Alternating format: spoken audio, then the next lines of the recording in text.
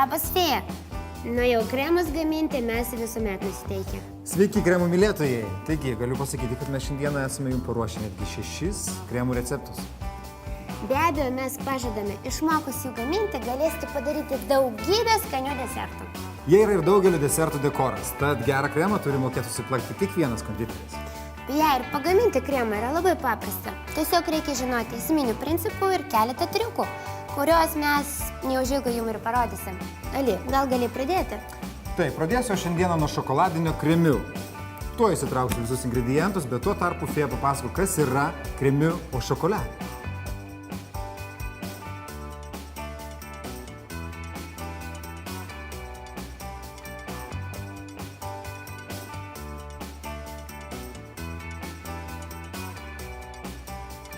Žinoma, bet pirmiausia pažiūrėkite, kokių ingredientų reikės šiam kremui. Pieno, grietinėlės, kiaušinio trynių, cukraus, 70% kartaus šokolado. Tad rekomenduoju visus ingredientus iš karto turėti ant stalo. Į prikaistuvą pilame grietinėlę bei pieną.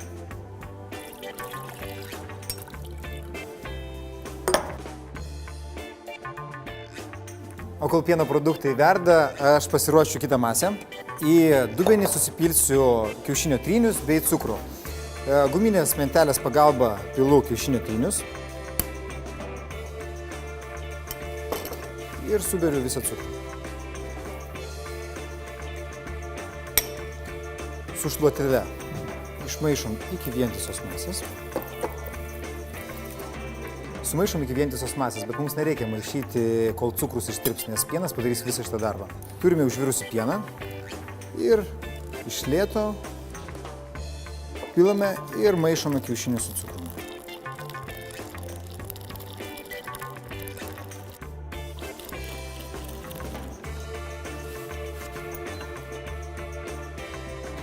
Viską gerai išmaišėme. Mes atlikome jau praktiškai pusę darbo. Dabar šitą masę grąžiname atgal į prikaistuvą. Ir vėl termometras. Jisai jums tikrai bus reikalingas, darant konditerinius stebuklus. Masę kaitinam ir termometro rodiklis turi būti ne aukštesnis negu 82 laipsnių Celsijaus. Temperatūra kyla ir, kaip matote, aš nenustoju maišyti, nes prie dugno gali pritraukti kiaušinį ir gausim kiaušinienę. Taip kad nepatingėkite, padirbėkite.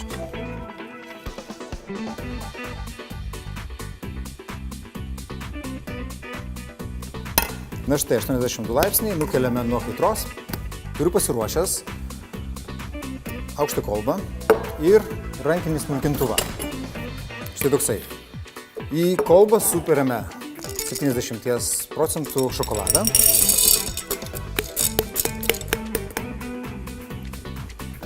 Ir supilame užvirusią masę.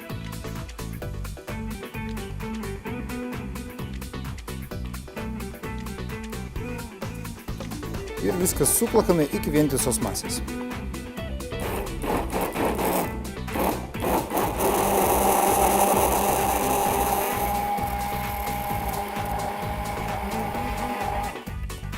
Štai gavome lygią, vientisą, gražią masę.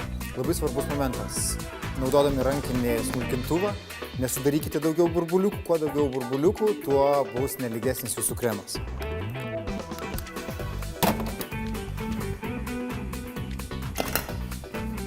Kaip visą laiką mes naudojame guminę mentelę ir viską išpilame ant skardos.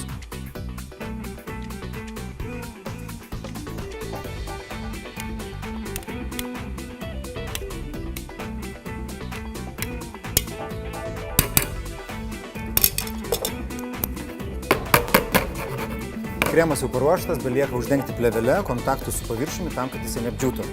Ir dedame į šaldytuvą kristalizuoti šokoladui kažkur apie 12 valandų.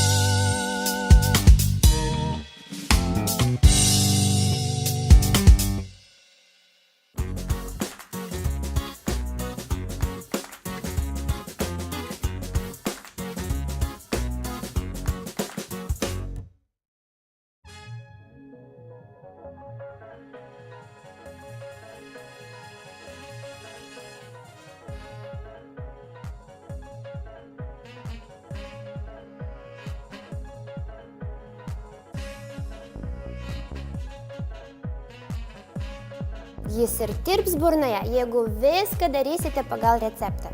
Taigi, šį kremą namilaką pagaminti mums reikės pieno, gliukozės sirupo, grietinėlės, želatinos masės ir balto šokolado.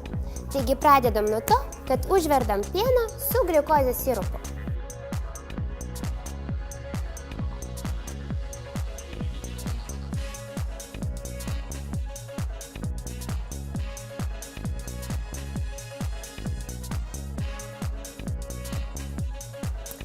Mūsų šmaikščioji fėja apsimitinėja Karlsonu. Neišbėgo, bet pieną iš tiesų reikia prižiūrėti, kad neišbėgtų ir neprisviltų. Todėl patartina lengvai maišyti.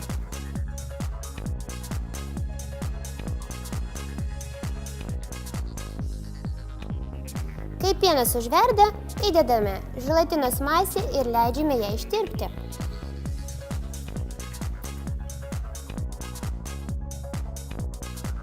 Kai želatina ištirpsta, supilame visą šią masę ant šokolado ir sutriname iki vientisos blizgios masės.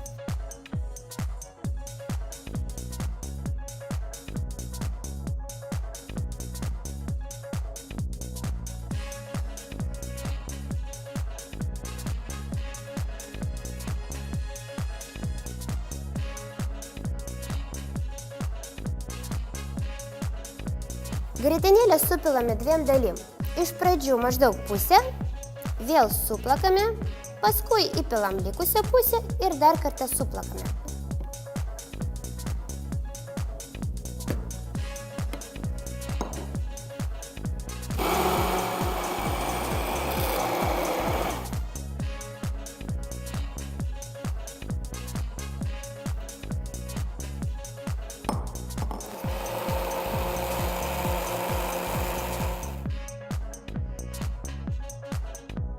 Na štai, kremas ir paruoštas.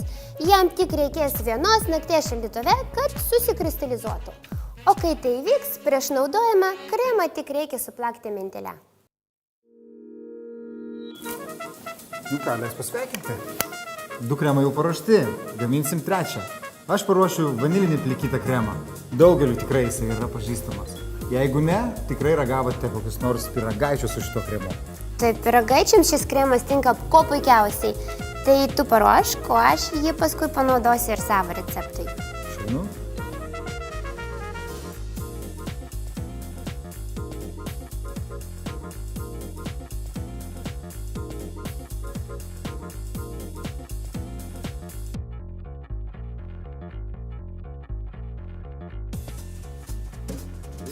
Mano nuomonė, klasikinė plikyto kremo versija yra vanilinis skonis. Va būtent tokį šiandien aš ir pagaminsiu. Tam, kad būtų išgautas ypatingas vanilės skonis, aš rekomenduoju naudoti vanilės sankštį. Skonis bus tikrai daug sodresnis ir aromatingesnis, nei naudojant įprastus miltelius. Tiksliau vanilės miltelius. Pradėkime viską nuo pradžių. Plikytui kremui reikės tokių ingredientų. Pieno, krakmolo, cukraus, vanilės, kiaušinių trinių bei sviesto. Pats pirmas mūsų žingsnis, tai reikia užvirinti pieną.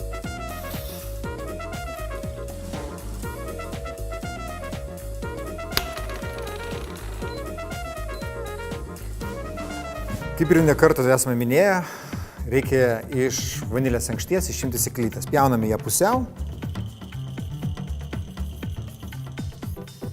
Ir laikydami vanilės sankštės viršų, padaliname ją per pusę ir smailiąja peilio dalimi išimame sėklytes.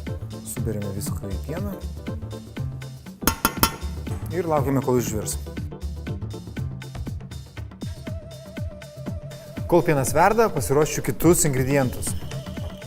Krakmolą suberiu į cukrų ir šaukšteliu viską sumaišau iki vientisos masės. Šį veiksmą darau todėl, kad kai mes maišysime ingredientus su kiaušinių triniu, nesušoktų krakmolos gumbuliukais. Taip, kiaušinių trinius supilame į dubenį.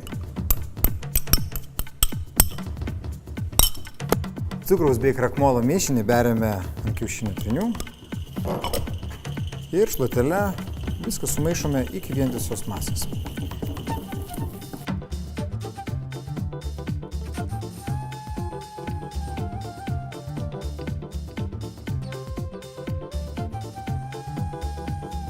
Pienas jau verda, nukeliame nuo kaitros ir iš lėto pilame ant kiaušinių cukraus bei krakmolo masės ir viską išmaišome. Supilame likusį pieną.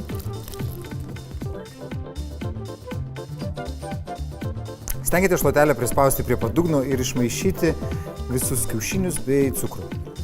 Visą masę supilame atgal į prikaistuvą ir grąžiname ant kaitantės. Kaitiname kažkur tai porą minučių ir visą laiką stenkitės maišyti tam, kad neprisviltų kiaušinis.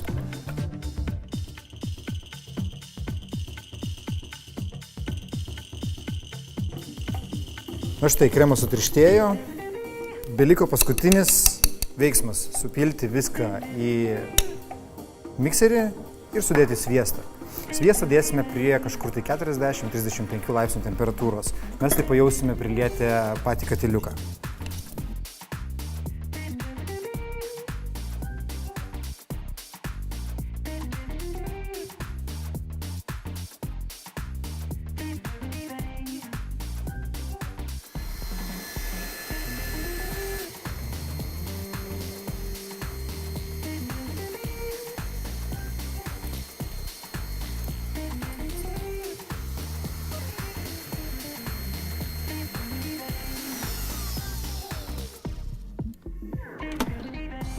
Paruošiau plikytą kremą, galite pažiūrėti. Elastingas, blizgantis, nuostabi konsistencija. Štai toksai turi būti tikras plikytas kremas.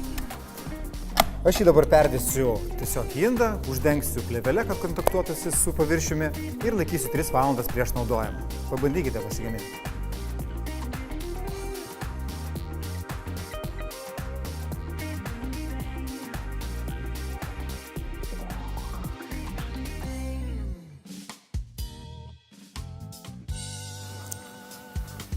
Kol Ali nemato, panaudosiu jo kremą kitam receptui. Šis gan paprastas receptas, bet iš jo galima padaryti įvairiausių konditerinių stebuklų. Ką aš dabar ir padarysiu? Panaudosiu plikytą kremą kaip vieną iš ingredientų kremo muslain, apie kurį dabar pats laikas papasakoti.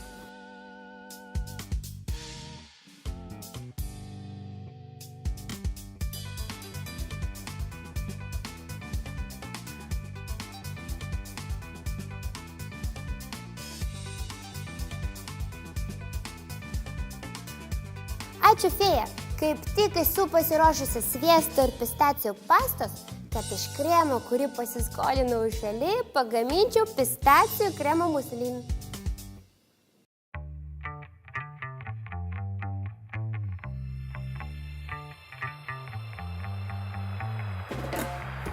Į dubenį sudedame sviestą ir pistacijų pastą ir plakame iki purios masės.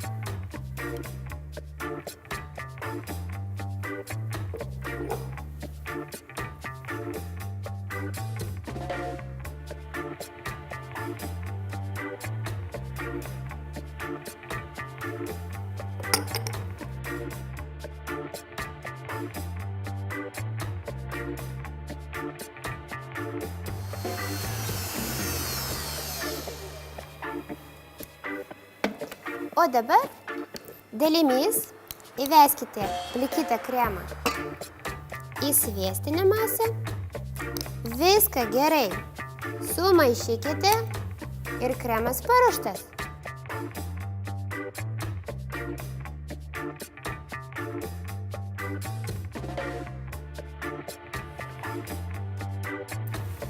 Nu, visai greitai čia sukiesi.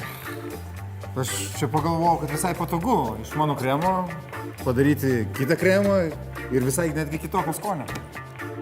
Taip, tai labai patogu, bet tu nepergyvenk, aš tau irgi palikau. Ir tu teisingai pastebėjai, kad panaudojus vieną bazinį kremą galima padaryti kelių skonių ir panaudoti įvairiuose desertuose. Ir galbūt netgi juos pamiksuoti tarpusavy. Beje, šitą kremą galima tikrai labai plačiai panaudoti. Tartaletėms, pertepimams, tortams dekoruoti. O muslin labai gerai išlaiko savo formą. Ir tinka puošti įvairius desertus, naudojant konditerinį maišelį. O aš rekomenduoju pasigaminti ne tik pistacijų skonis. Meniškai man labai patinka lazdynų riešutų arba labai egzotiškas Lietuvoje jūzų skonis. Arba jūsų mėgiamas kokios nors pastas. Taip ir būtent pastos, nes jie suteikia sodrų ir labai koncentruotą skonį. Jeigu jūs panaudosite vaisių, tyrės ar šviežios uogos, jūsų masė tiesiog taps vandeninga ir jūs galit neišgauti tinkamos konsistencijos jūsų kremų. Na, nebent gamintumėte anglišką kremą kurdą, kuriam tradiciškai naudojamos citrinų sultis. Žinoma, jeigu norime pakeisti kurdo skonį, galime naudoti ir kitas vaisių tyrės. O aš iš karto ir parodysiu, kaip gaminti kurdą. Tiesiog panaudosiu savo mėgstamą pasiflorų skonį. Fėja, nieko nenorėjai papasakoti.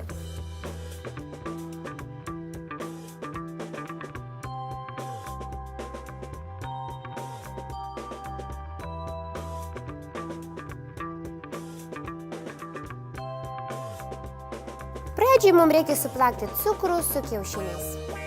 Praktiškai visi kremo receptai prasideda nuo to paties.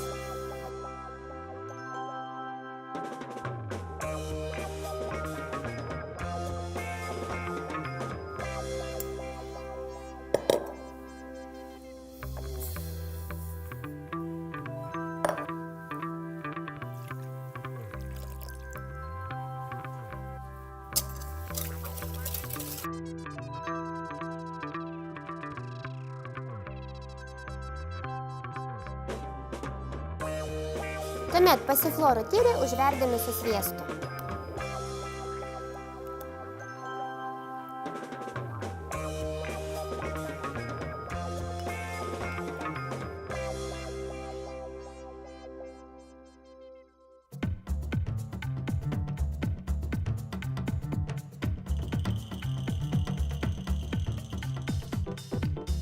Kai tyrį užverda, užpilame ją ant suplaktų kiaušinių ir maišome, kol masė susijungs.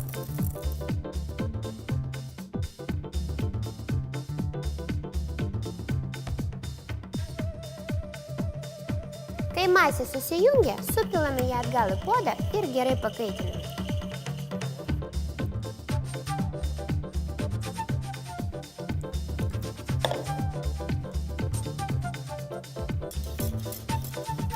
Beje, šis kremas ypatingas tuo, jog skirtingai nei klasikiniai angliškai kremai, jis nebijo aukštesnės nei 85 laipsnių temperatūros. Todėl nebūtina jo taip akylai stebėti. Į užvirusį kremą dedame želatiną ir gerai sumaišome. Ir užbaikite tuo pačiu. Įpilkite kremą į švarų indą, uždenkite maistinę plėvelę ir padėkite į šaldytuvą pilnai atvėsti. Kol tu gaminai, Katerina, aš sugalvojau pagaminti ypatingą kremą, kuriame nenaudosiu nei kiaušinių, nei sviesto, nei grietinėlės. Koksgi čia kremas? Tai bus želė kremas, kuriame panaudosiu kiek kitokį standiklį agar-agar.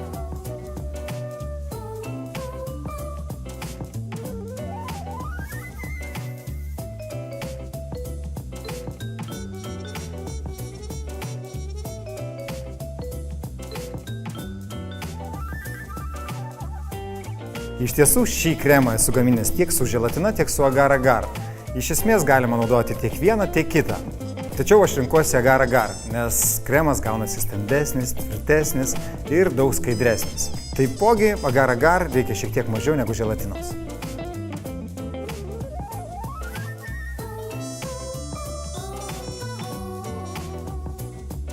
Taigi, o dabar receptas. Reikia susirasti pagrindinį atributą, prikaistuvą, į kurį supilame aviečių tyrę, sirupą, aš jį vadinu 50/50, arba 1:1.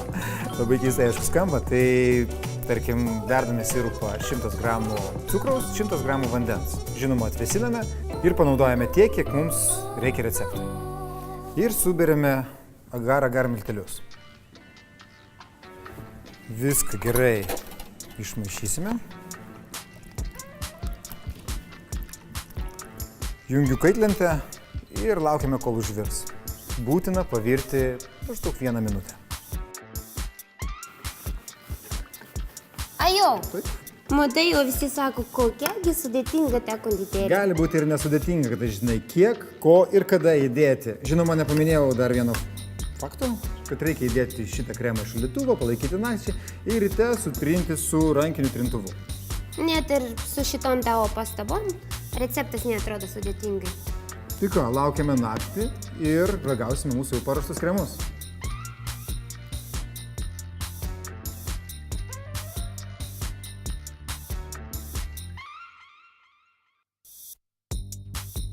O mes pagreitinom visų kremų ištraukimą iš šaldytuvo, taipogi paruošėm jiems ir desertų.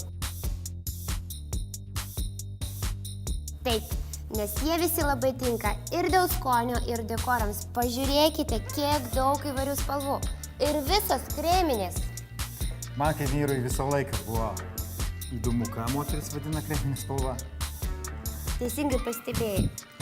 Iš esmės, kremai būna įvairiausių spalvų, priklausomai nuo ingredientų, kuriuos mes naudojame. Bet kreminės spalvos drabužiuose, čia mano manimui labiau tokios šviesios, pastelinės.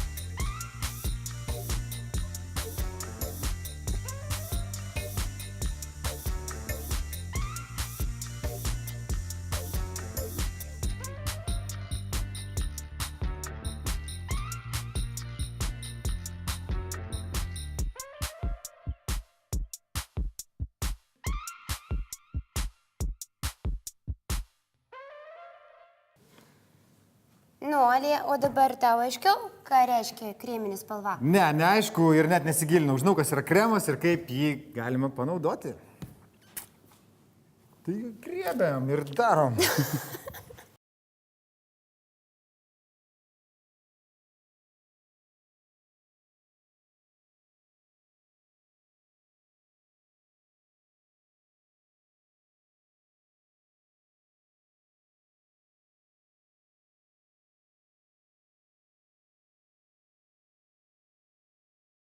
Katerina, kaip tu manai, kito susitikimo metu gal mes galim kažką sugalvoti ir savo mažiesiams žiūrovams, pavyzdžiui, vaikams?